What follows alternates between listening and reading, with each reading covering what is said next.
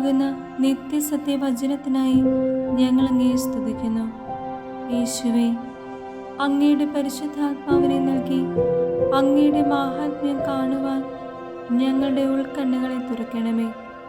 വചനമനുസരിച്ച് അങ്ങയുടെ സാക്ഷിയായി ജീവിച്ച് നിത്യജീവിതത്തിന് ഞങ്ങളെ അർഹരാക്കണമേ. ആമേൻ.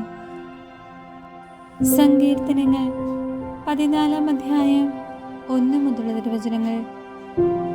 ദൈവനിഷേധകന്റെ മൗഢ്യം. ദൈവമില്ല എന്ന് മൂഢൻ തന്റെ ഹൃദയത്തിൽ പറയുന്നു. മ്ലേച്ഛതയിൽ മുഴുകി അവർ ദുഷിച്ചിരിക്കുന്നു. നന്മ ചെയ്യുന്നവർ ആരുമില്ല.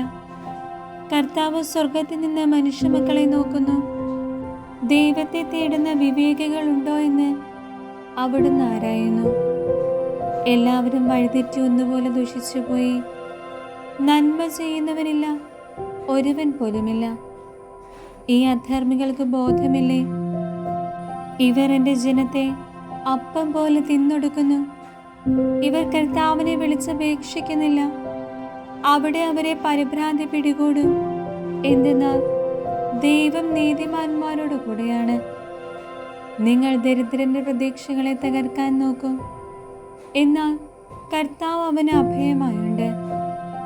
ഇസ്രായേലിന്റെ വിമോചനം സിയോനിൽ നിന്ന് വന്നിരുന്നെങ്കിൽ, കർത്താവ് തന്റെ ജനതയുടെ സ്വസ്ഥതയെ പുനഃസ്ഥാപിക്കുമ്പോൾ യാക്കോബ് ആനന്ദിക്കും, ഇസ്രായേൽ സന്തോഷിക്കും.